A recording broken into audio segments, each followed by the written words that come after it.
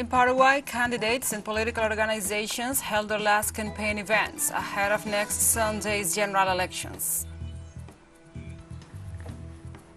In Donietsk People's Republic, local authorities reported 7 fatalities after a missile hit a bus. And the Turkish evacuation plane was fired at in Sudan, with the Sudanese army claiming the paramilitary rapid support forces were responsible.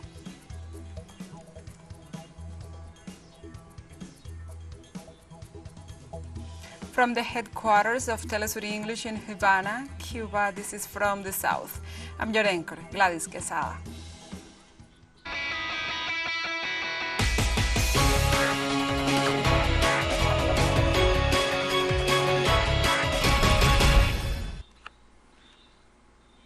And now we begin with the news. In Paraguay, candidates and political organizations held their last campaign events ahead of next Sunday's general elections. The country has entered the final stretch of the presidential and legislative elections to be held next Sunday, April 30th, with more than 4,700,000 voters registered in the electoral roll. The elections will have at least 9,000 candidates for positions in the different governmental and legislative bodies. During the day, the new president of the Republic and the vice president will be elected for a 5-year term. In addition, Paraguayans will elect 17 governors, 45 senators, and 80 deputies, as well as other local posts. During his campaign closing ceremony in the town of Capiatá, 20 kilometers from Asunción, Paraguayan presidential candidate Efraín Alegre referred to the main goals of his administration if elected president. We are going to take is to make decisions that first of all concern development policy, energy policy, development of the countryside. We have a lot to do, a policy to recover and return the money stolen from the people, a policy that can really recover our democracy, which today is threatened by organized crime. On Thursday, in El Salvador, the humanitarian legal aid organization began gathering information to establish a class action lawsuit against the government. The lawsuit seeks to hold the administration of Nayib Bukele as responsible for those who died while under the state custody during the exception regime established by the government. This Salvadoran NGO will present a complaint before the Inter-American Human Rights System, where it will request measures of moral and material reparation and also for the affected citizens. The plaintiffs intend to clear the names of the innocent and to demand that the Salvadoran state ask for forgiveness, according to Ingrid Escobar, the director of the NGO. According to the latest report, on April 24th, the number of detainees in El Salvador during the state of emergency exceeds 60,000.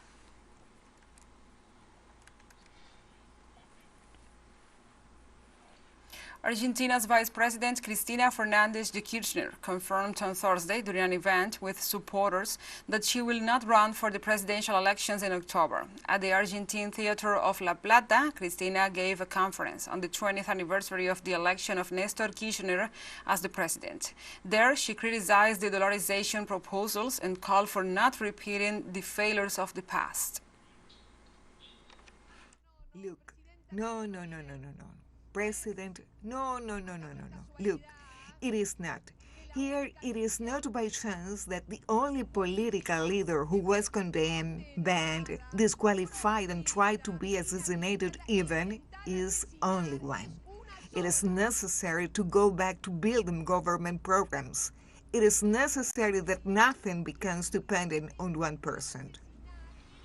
Argentina's Vice President Cristina Fernández also warned about the risks of the nation entering a political loop in which the past appears again in the present, with figures and ideas that seem to come from the past to the present to condition the future. I say and continue to maintain that the agreement signed with the IMF is inflationary because it is necessary to revise, but not to not pay it. Nobody says that we do not have to pay beyond the discussion over rates, etc., etc. What we fundamentally want is that the conditions be revised. It is like a circular Argentina that goes back to its old fantasies and failures. Please, I'm not saying that we are right, but don't try to convince me that we have to go backwards to solve this present and the future. No, please. And the interim head of Brazil's Institutional Security Cabinet, Ricardo Capelli, on Thursday dismissed 87 officials for failing to act against the January the 8th rioters in Brasilia.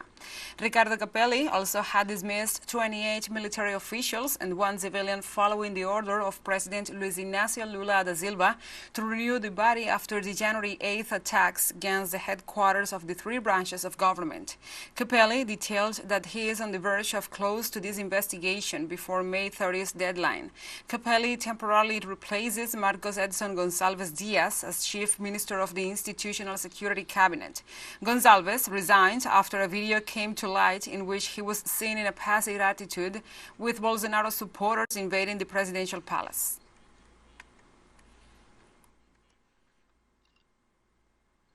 And the Brazilian President Luiz Inácio Lula da Silva on Friday attended the closing ceremony of the Terra Livre camp in the capital Brasilia. Thousands of indigenous Brazilians came from all around the country to rally this week in Brasilia to demand the creation of new reserves on their ancestral lands as part of the 19th Terra Livre camp activities. The 2023 edition is the first since the return to power of the Latin American leader. Lula have expressed support for expanding indigenous reserves, unlike his far-right predecessor, Jair Bolsonaro, who had vowed to not yield one more centimeter. During his speech in the closing ceremony, Lula stressed he wants equal rights for all indigenous peoples in Brazil. As part of his efforts on behalf of native peoples, Lula created the Ministry of Indigenous Peoples at the start of his third term and recently announced 14 new reserves will be registered, covering a total area of 1.5 million hectares.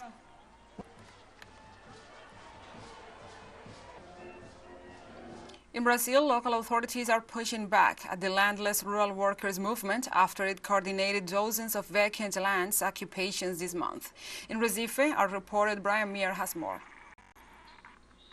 Memory of the April 17, 1996 police massacre of 21 landless rural workers. Brazil's Landless Rural Workers Movement, or MST, is celebrating Red April by coordinating dozens of occupations on unproductive land across the country, which is a legal right granted in Brazil's constitution. In Jaboatão, Pernambuco, a group of 500 families has moved on to a former sugar plantation.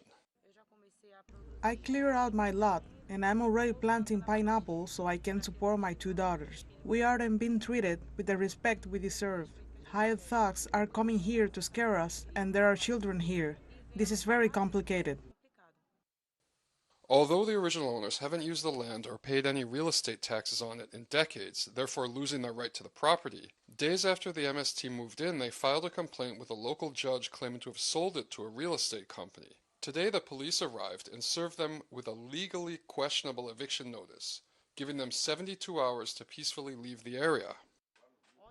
Yesterday, we went to a meeting in the State Assembly with the deputy who invited a representative of the company to negotiate with us.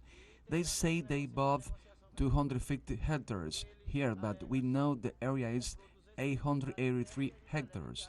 So even if they set up their business, there is still enough room for the families. The MST promises to fight the eviction order in the courts. Brian Meir, TeleSUR, Pernambuco. And Cuba's Casa de las Americas, a key institution in the promotion and defense of the continent's culture, celebrates its 64th anniversary on Friday. Founded on April 28, 1959 by the Cuban revolutionary leader Aide Santamaria and currently presided over by writer Albert Prieto, the institution researches, sponsors, awards, and publishes the work of Latam and Caribbean writers, visual artists, musicians, theater artists, and scholars. Casa de las Americas was created only 4 months after the triumph of the Cuban Revolution as a way to accomplish one of its main goals, the preservation and development of autochthonous culture.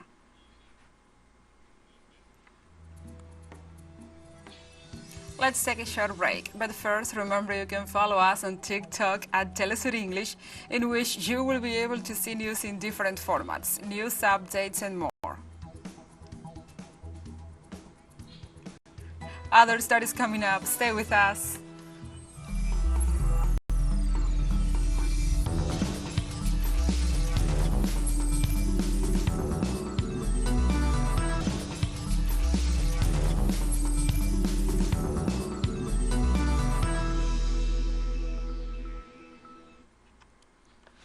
Welcome back to From the South.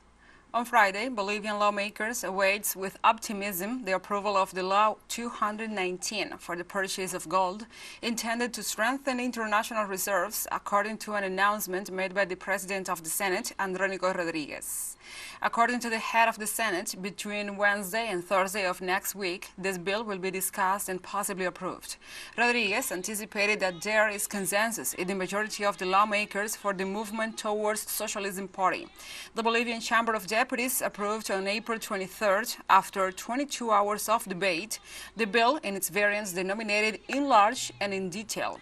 Once the law is in force, the Central Bank of Bolivia will have the power to buy domestically produced gold, to strengthen the international reserves at competitive prices for producers and suppliers.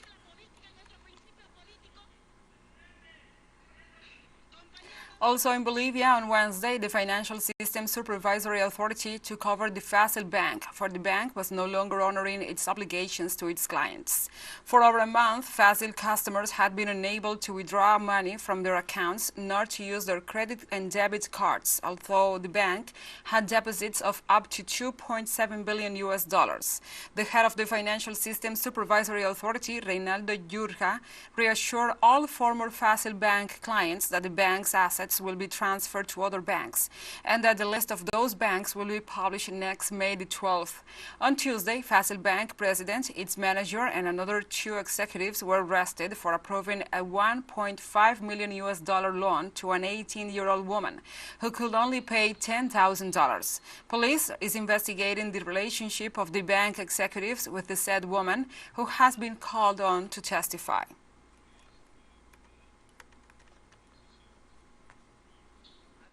The government has had to intervene to provide a definite solution to this problem, to either return the funds or to enable the banks involved in this definite solution process to manage the deposits as well as the bank's portfolio, in order to restore calm to the whole financial system. Because of this bank in particular, not that there are any problems with the rest of the financial system, so much so that we have decided to have other banks that are in good financial health to take over the assets and liabilities of this bank.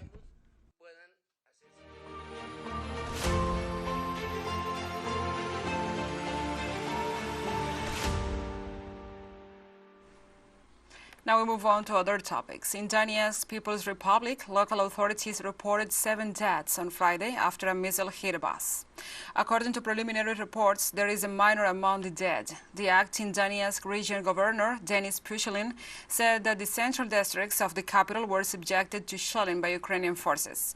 According to the data of the Joint Center for Control and Coordination of War Crimes by Ukraine, Kiev forces launched dozens of attacks on Donetsk throughout this Friday, April 28th, causing at least 17 casualties.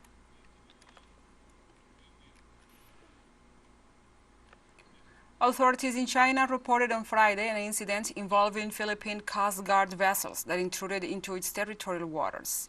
The Chinese Foreign Ministry said 2 Philippine vessels intruded into the waters of Ren Al Reef, a circular reef between China's Nansha Islands, last April 23rd. He also said that the Chinese ships took measures to avoid the dangerous approach of the Philippine ships and prevent a collision. For its part, the Philippine Coast Guard reported that its vessels were on a patrol mission and were involved in a confrontation with Chinese vessels that carried out dangerous maneuvers within the exclusive economic zone of the Philippines.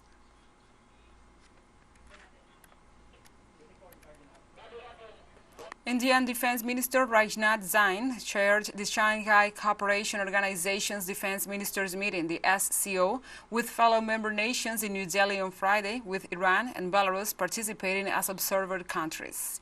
Defense Minister Singh also hosted bilateral talks with his counterparts of China, Iran, Kazakhstan, and Tajikistan on Thursday, ahead of the Regional Security Summit. During the gathering, the senior officials discussed regional security, defense cooperation, counterterrorism, and ways to achieve effective multilateralism.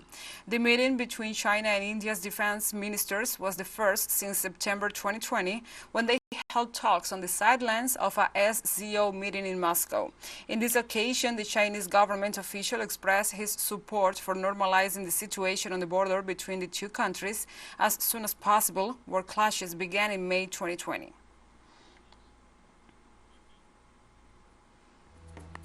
TeleSUR English continues to grow. You can now tune in from 33 different African countries using StarSat. Dial 461 and enjoy our Latin American alternative broadcast.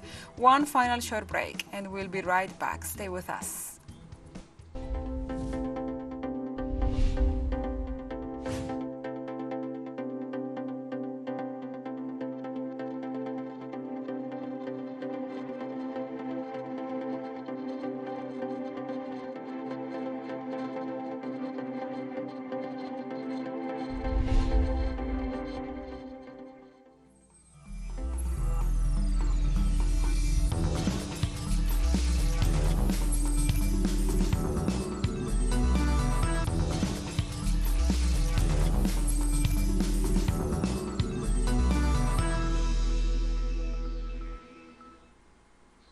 Welcome back. A speedboat carrying at least 72 people sank in western Indonesia, while rescuers remain searching for 9 people still missing in the rough seas on Friday. According to the chief of the Pekanbaru Research and Rescue Agency, Nyoman Sidarkaya, rescuers have retrieved 11 bodies, mostly women and children, and rescued 58 people so far, many of them unconscious after drifting in choppy waters for hours. Sidarkaya also said that the Evelyn Calista 01 was carrying 78 passengers, mostly people returning from visits to their hometowns to celebrate Eid al-Fitr holiday with families and 6 crew members. The speedboat bound for Tanjung Pinang city sank about 3 hours after leaving a port in Tembilhan. The cause of the sinking is still under investigation, but survivors told authorities the boat swayed suddenly and capsized after hitting a large log while sailing in strong winds.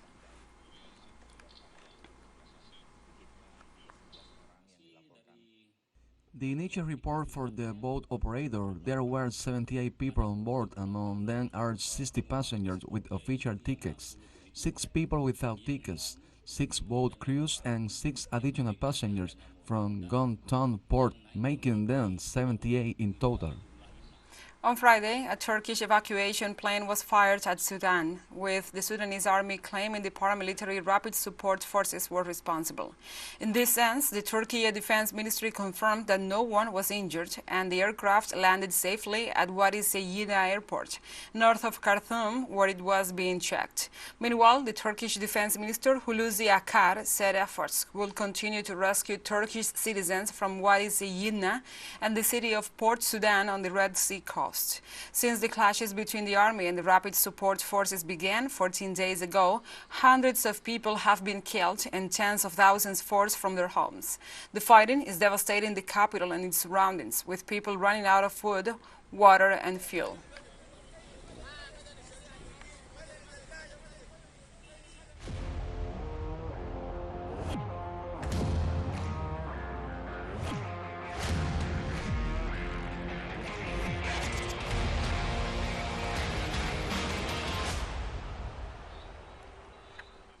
And now we go to the sports. On Thursday, at the 23 Alba Sports Game, the Venezuelan delegation won 4 gold medals in karate. In the women's 68-kilogram kumite, Venezuelan Marian Cuervo took the gold while Russia obtained silver. In the 55-kilogram category, the representative of Russia, Chernysheva Anna, was on the top of the podium, beating Cuban Baurelis de la Caridad Torres, who obtained the silver, and Barbara Perez, along with Eulimar Linares, shared the bronze. On the men's karate, in the 84-kilogram category, Russian Kokorivov Konstantin won the gold medal after beating Nicaraguan Melvin Rodrigo Porta. And finally, in kata, Venezuelan Claver Casanova won the gold medal.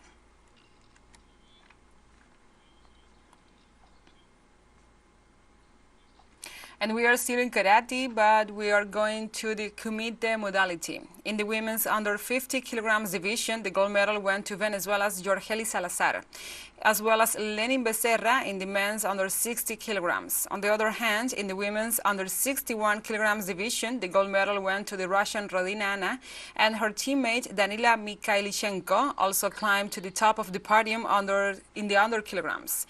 The Venezuelan Oriana Rodriguez also added one more gold medal for her country in the under 68 kilograms.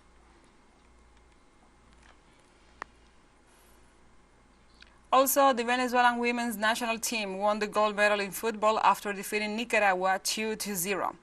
The final match of the football women's tournament was held at the Camurí Chico Stadium in La Guaira. The local team, led by coach Pamela Conti, defeated Nicaragua with 2 unanswered scores that came in the first half of the match. At minute 31st, Engerlianis Higuera opened the scoreboard, and Marianela Jimenez, also 6 minutes before halftime, scored the second goal to put the final score at 2-0 to secure the golden medal to the Venezuelan women's football. Finally, Nicaragua ended with the silver, and the team Dominica obtained the bronze.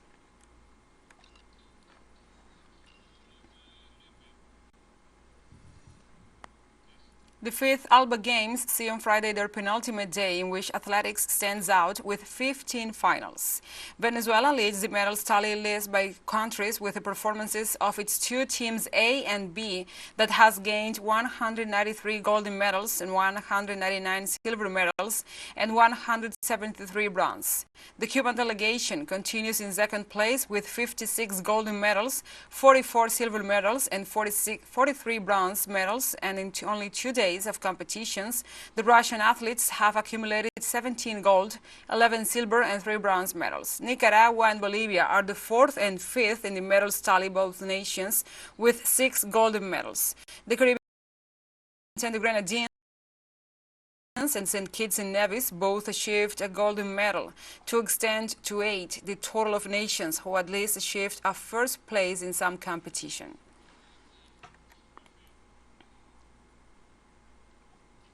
And we have come to the end of this news brief. But remember, you can find this and many other stories on our website at telesurenglish.net. And also, if you feel so inclined, please join us on social media for all the latest news. We are on Facebook, Twitter, Instagram, Telegram, and TikTok. For TeleSUR English, I'm your anchor, Gladys Quesada. Thank you for watching.